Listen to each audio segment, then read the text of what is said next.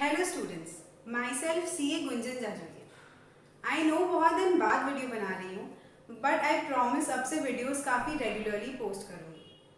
I hope you people are safe and focusing on your studies because maximum schools के pre boards over हो चुके हैं and boards ने भी अपने डेट्स अनाउंस कर दिए हैं, दैट स्टार्टिंग फ्रॉम मे। आज जो टॉपिक पे मैं वीडियो बनाने जा रही हूँ वो कमर्शियल एप्लीकेशंस क्लास 10 से रिलेटेड है, chapter 1 that is stages of marketing. ये टॉपिक काफ़ी इंपॉर्टेंट है, एक क्वेश्चन आप एग्जाम में इसमें से एक्सपेक्ट कर सकते हो एंड थोड़ा टफ लगता है आपको। तो चलिए स्टार्ट करते हैं ये टॉपिक। तो देखिए, स्टेजेस ऑफ मार्केटिंग जो है ये 5 स्टेजेस ऑफ मार्केटिंग है। इसमें मैंने ऐसा अप्रोच दिया कि पहले हम लोग 3 स्टेजेस पढ़ेंगे और बाकी के जो 2 स्टेजेस है वो हम लोग बाद में करेंगे। तो फर्स्ट 3 स्टेजेस हैं production oriented stage, selling oriented stage and product oriented stage. तो काफ़ी सिंपल है ये। तो देखिए, प्रोडक्शन ओरिएंटेड स्टेज किस पे फोकस करेगा? प्रोडक्शन पे। प्रोडक्शन ओरिएंटेड स्टेज किस पे फोकस करेगा? प्रोडक्शन पे। Selling oriented stage will be focusing on sales और सेलिंग। और प्रोडक्ट ओरिएंटेड स्टेज प्रोडक्ट के फीचर्स पे फोकस करेगा, प्रोडक्ट में इम्प्रूवमेंट्स कैसे हो सकते हैं उस पे फोकस करेगा। तो देखिए, सबके नाम में उनका फोकस छुपा है। अभी अगर आप ईयर्स लिखते हो कि ये जो स्टेज है ये कितने सालों तक चला था, तो जो एग्जामिनर है वो काफ़ी इम्प्रेस हो जाता है। तो प्रोडक्शन ओरिएंटेड स्टेज जो है वो 1869 से 1930 तक, दैट इज अप्रॉक्स 61 ईयर्स तक चला था। उसके बाद 1930 में ग्रेट डिप्रेशन आया था यूएसए में। ये वाली चीज़ आपने कोई और सब्जेक्ट में भी पढ़ी होगी, जैसे हिस्ट्री ज्योग्राफी में, तो उससे आप रिलेट कर सकते हो। यानी बहुत ही फेमस एक है जिसमें आप दूसरे सब्जेक्ट्स में भी एग्जाम्पल के तौर पे पढ़े होंगे। तो 1930 अगर आप रिमेंबर करोगे तो उससे 60 ईयर्स अप्रॉक्स पीछे, दैट इज 1869, उससे 20 ईयर्स बाद में, that is approx till 1950, and उससे और 10 साल बाद ये प्रोडक्ट ओरिएंटेड स्टेज था। तो अगर आप ये थोड़ा सा एफर्ट्स लगा के अगर आप ये ईयर्स लर्न कर लोगे तो एग्जामिनर इम्प्रेस हो जाएगा। अब आते हैं प्रोडक्शन ओरिएंटेड स्टेज के डिटेल्स में। तो देखो बच्चों, प्रोडक्शन ओरिएंटेड स्टेज में बोला गया है कि खाली फोकस करना है अपने को प्रोडक्शन के ऊपर, कि जितना अपने गुड्स प्रोड्यूस कर पाए। जो चीज़ हम बनाते हैं, अगर हम टी शर्ट्स, शर्ट्स, अगर हम शूज़ बनाते हैं, अगर हम बुक्स बनाते हैं, तो जो भी चीज़ हम प्रोड्यूस करते हैं वो वाली चीज़ें को हम लोग को ज़्यादा से ज़्यादा प्रोड्यूस करना है। क्यों ऐसा?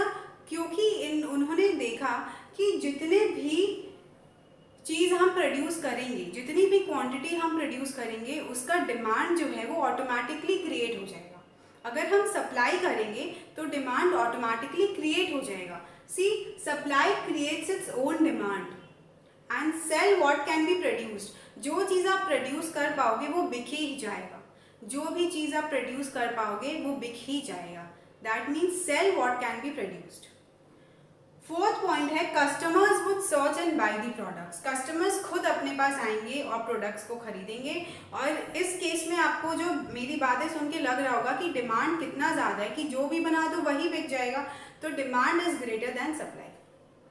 तो ये आप देखो, ओनली 5 पॉइंट्स आपको लर्न करना है। अगर आपके ऊपर एक शॉर्ट नोट आ गया कि प्रोडक्शन ओरिएंटेड स्टेज के ऊपर एक शॉर्ट नोट लिखो, तो वो 2.5 मार्क्स का आएगा। 5 मार्क्स का भी अगर आएगा तो आप 5 पॉइंट्स लिख सकते हो, और अगर 2.5 मार्क्स का आएगा तो भी आप इसको शॉर्ट में लिख सकते हो, आपको फुल मार्क्स मिलेंगे। तो सबसे पहले आप लिखोगे फोकस, प्रोडक्शन ओरिएंटेड स्टेज है, इट फोकसेज ऑन प्रोडक्शन।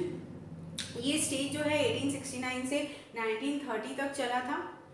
दूसरा पॉइंट आप लिखोगे only produce, sell what can be produced, supply creates its own demand, customers would search and buy the products, and lastly demand is greater than supply. अब ये demand is greater than supply आपको exam में ऐसे नहीं लिखना है, आपको पूरा सेंटेंस लिखना है। This is only for remembering and revising fast technique. अब आते हैं सेल्स ओरिएंटेड स्टेज पे। सेल्स ओरिएंटेड स्टेज, जैसे कि मैंने आपको कहा, 1930s से स्टार्ट हुआ था जब यूएसए में ग्रेट डिप्रेशन चल रहा था। तो जब यूएसए पे ग्रेट डिप्रेशन चल रहा था और तब क्या हुआ था कि बहुत सारे टेक्नोलॉजिकल एडवांसमेंट्स आई थी, बहुत सारी नई टेक्नोलॉजीज इंट्रोड्यूस हो गई थी, लोगों के हैबिट्स में चेंज आ गया था, लोगों के थिंकिंग पैटर्न में, प्रेफरेंस में, सब कुछ, कम्युनिकेशन, ट्रांसपोर्टेशन, सब चीज़ें बदलने लगी थी। तब प्रोड्यूसर्स ने सोचा क्यों ना हम प्रोडक्शन से शिफ्ट होकर सेल्स पे फोकस करें? क्यों ना हम प्रोडक्शन से शिफ्ट होकर सेल्स पे फोकस करें? फोकस ऑन प्रोडक्शन, फिर हो गया फोकस ऑन सेल्स। इसमें देखिए आप लोग लैंग्वेज लिखा गया है get rid of what you have. जो भी सामान आपके पास है उससे आप गेट रिड ऑफ, उससे छुटकारा पाया जाए। Get rid of what you have. Similarly यहाँ पे एक और लाइन है dispose of the goods produced. Dispose of मतलब जो सामान आपके काम की नहीं है उसको आप डिस्पोज ऑफ करते हो। तो ये दोनों बुक में देखिए आप लोग लैंग्वेज दिया गया है get rid of what you have and dispose of the goods produced. तो ये दोनों पॉइंट आप एकदम एग्जाम में लिख सकते हो आराम से, दोनों को रिलेटेड पॉइंट है। लेकिन यहाँ पे भी कस्टमर के सेटिस्फैक्शन के ऊपर फोकस नहीं था। यहाँ पे फोकस था कि खाली हमको अपना सेल्स बढ़ाना है, कैसे हम और से और ज़्यादा से ज़्यादा गुड्स अपना बेच पाएँ। कस्टमर सेटिस्फैक्शन से कोई लेना देना नहीं था। कस्टमर सेटिस्फैक्शन से लेटर स्टेजेस में कंसर्न आएगा। उसके बाद बोला गया है ऑब्वियस सा बात है कि ज़्यादा से गुड्स हम लोग को बेचना है, इंक्रीजिंग सेल्स है, तो हम लोग को सेल्स अप्रोच जो है अग्रेसिव, बहुत ही इंक्रीज्ड ज़्यादा हम लोग इंपॉर्टेंस दे रहे थे सेलिंग के ऊपर, तो अग्रेसिव सेलिंग अप्रोच है। और लास्ट में एक पॉइंट बोला गया है customers would not buy unless they are approach. उन लोग को आप लोग अप्रोच करिए, अगर कस्टमर्स को समझ आएगा तो उन लोग ज़रूर लेंगे। लेकिन यहाँ पे भी डिमांड जो था वो सप्लाई से बहुत ज़्यादा था। इतना सप्लाई, इतने गुड्स नहीं थे मार्केट में कि डिमांड को मीट कर पाए। तो डिमांड इस स्टेज में भी सप्लाई से ज़्यादा था। एग्जाम में आप ये पॉइंट्स लिखोगे, इसमें ये वाला पॉइंट भी आप ऐड कर सकते हो। तो अब एग्जाम में क्वेश्चन आएगा तो आपको ये लिखना पड़ेगा what do you mean by selling oriented stage, write a short note on sales oriented stage. तो आप लिखोगे the selling oriented stage focused on sales. It the period of selling oriented stage was from 1930s to 1950 and it focused on get rid of what you have, focus on increasing sales rather than customer satisfaction, dispose of the goods produced, they used aggressive selling approach and customers would not buy unless they are approached। अब इसको आप थोड़ा बढ़ा करके थोड़ा सा enhance वे में इसी पैरा को थोड़ा सा अगर आप लेंथी करना चाहते हो तो आप कर सकते हो, but these are the important points that need to be there for you to score full marks in the answer. It can be 2.5 marks, 2 marks और 5 marks. तो ये सारे points काफ़ी होंगे। अब next हम आते हैं product oriented stage पे। तो product oriented stage जो है वो बोलता है we have to focus on the product features and improvement। ये stage चला था 1950 से लेके 1960 तक, only 10 years। इस stage में प्रोडक्ट के फीचर्स और प्रोडक्ट के परफॉर्मेंस को इम्प्रूव करने पे ओवर एम्फेसिस दिया गया था।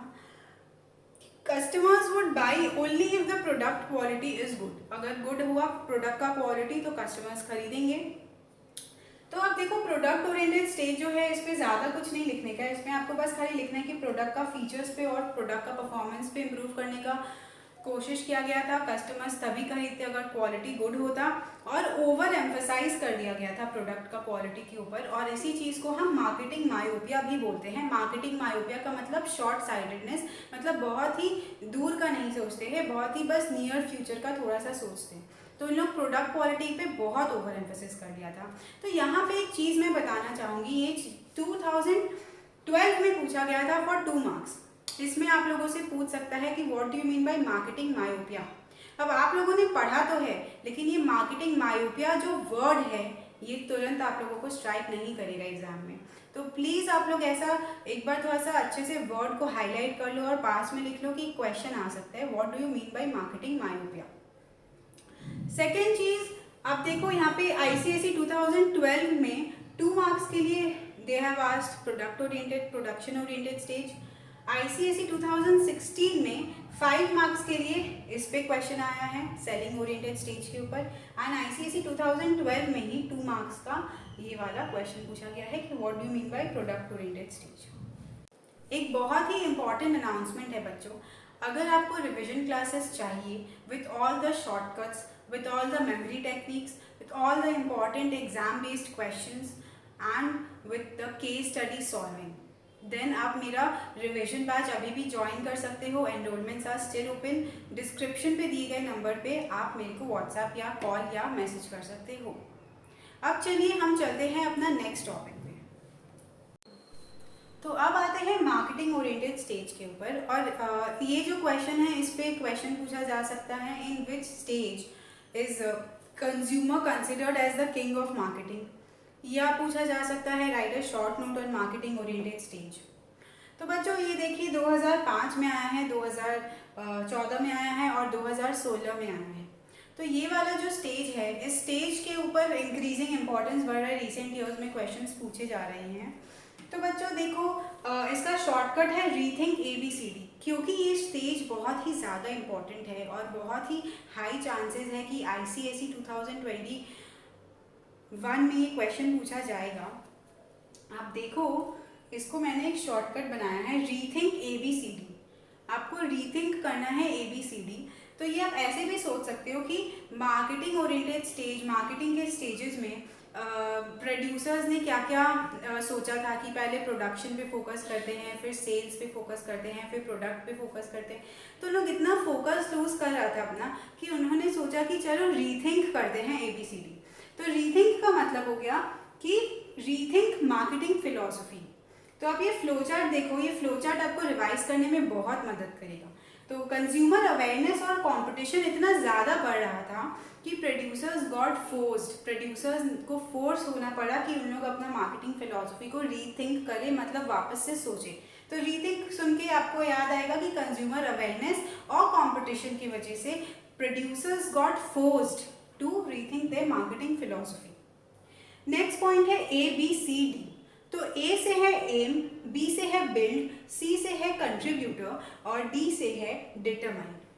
तो देखो, आप अगर खाली ये पॉइंट्स को इस फॉर्म में लिखोगे तो आपको फुल मार्क्स मिलेंगे, चाहे लॉन्ग क्वेश्चन आए या शॉर्ट क्वेश्चन आए।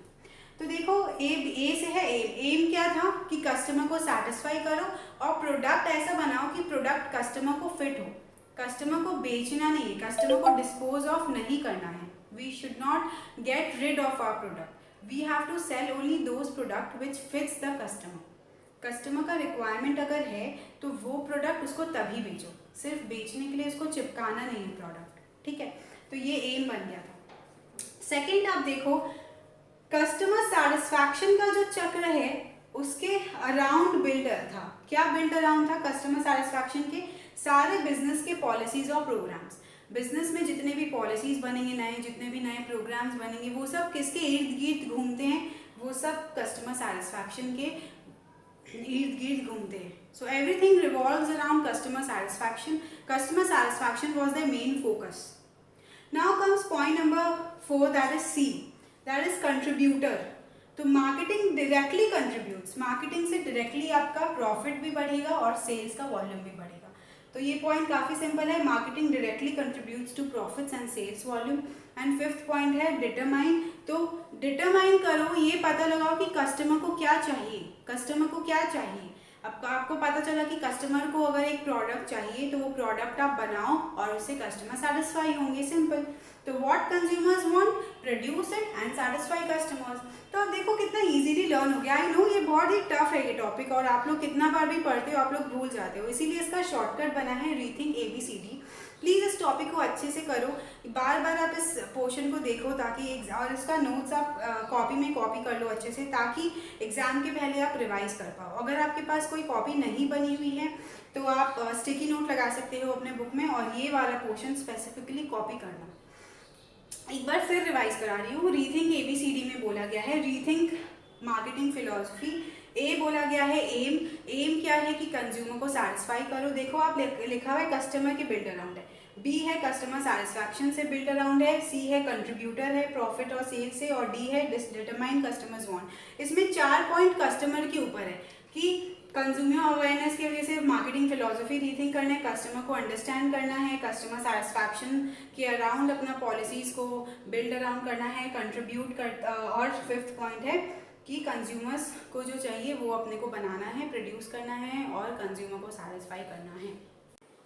अब आते हैं सोसाइटल मार्केटिंग स्टेज पे। तो इसका नाम ही सजेस्ट करता है कि हमको सोसाइटी का वेलफेयर, सोसाइटी का वेलबींग, सारी अच्छी चीज़ें सोचनी है सोसाइटी के लिए।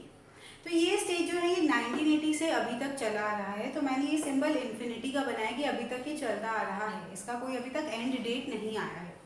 तो इसमें ऐसा हुआ क्या कि हमको सोसाइटी के बारे में सोचना पड़ा। तो क्या हुआ, उसका रीज़न है ये एक बिग पी और आर। बिग पी में बोला गया है कि पॉपुलेशन, पॉवर्टी और पॉल्यूशन इतना ज़्यादा हो गया था और रिसोर्स शॉर्टेज भी इतना ज़्यादा हो गया था कि हमको अपनी मार्केटिंग प्रैक्टिस में सोशल वेलफेयर इंक्लूड करना ही पड़ा। तो देखो बच्चों, population, poverty, pollution and resource shortage की वजह से हमको अपना मार्केटिंग प्रैक्टिस में सोशल वेलफेयर इंक्लूड करना पड़ा, ताकि जो हमारी टारगेट मार्केट है उसका नीड्स एंड वांट्स को हम मीट कर पाए। टारगेट मार्केट का क्या मतलब है? टारगेट मार्केट का मतलब, अगर मैं बुक बना रही हूँ तो मेरे टारगेट मार्केट स्टूडेंट्स हैं, तो जो प्रोडक्ट प्रोड्यूसर्स प्रोड्यूस करते हैं, किसके लिए प्रोड्यूस करते हैं, जो जिनके लिए प्रोड्यूस करते हैं उसको टारगेट मार्केट बोला जाता है। तो needs and wants of target market को सेटिस्फाई कर पाए, उनको इतना अच्छे से हम सेटिस्फैक्शन दें ताकि कॉम्पिटिटर से भी ज़्यादा इफेक्टिव और एफिशिएंट हो हमारा सेटिस्फैक्शन। नेक्स्ट है, ये सब चीज़ें से क्या होगा, ये सब से कस्टमर का वेलबींग बढ़ेगा, सोसाइटी एज अ होल भी फायदे में रहेगी। और आप देखो, इसमें एक दो पॉइंट और हैं कि हमको सोशल और एथिकल प्रैक्टिसेस को बिल्ड करने हैं। तो आप, मैंने देखो एक घर बनाया है, तो build social and ethical practices, plus एक फलक्रम बनाए, जैसे सीसॉ होता है वैसा सीसॉ की तरह एक फलक्रम बनाए जिसमें बैलेंस करना है। क्या बैलेंस करना है? प्रॉफिट्स और public interest and consumer satisfaction. तो हमको क्या बैलेंस करना है? प्रॉफिट्स को बैलेंस करना है, प्रोड्यूस पब्लिक का इंटरेस्ट और कंज्यूमर का सेटिस्फैक्शन को बैलेंस करना है। तो ये क्वेश्चन अभी तक आईसीएसई ने पूछा नहीं है, but very high chances that they can ask the question. और बच्चों, अगर आपको रिवीजन बैचेस ज्वाइन करने हैं तो आप प्लीज़ डिस्क्रिप्शन पे दिए गए नंबर पे कॉल कर सकते हो, मैसेज कर सकते हो या व्हाट्सएप कर सकते हो। Please feel free to contact. And अगर आपको इस वीडियो पे कोई भी क्वेश्चंस है, कोई भी क्वेरीज है, तो आप मेरे को कमेंट पे बता सकते हो। एंड अगर कोई क्वेश्चंस है तो प्लीज़ मेरे को पूछो आप कमेंट सेक्शन पे, और कोई वीडियो रिक्वेस्ट है तो आप वो भी मेरे को कमेंट करके बता सकते हो। Signing off, C Kunjan Jajulia. Thank you.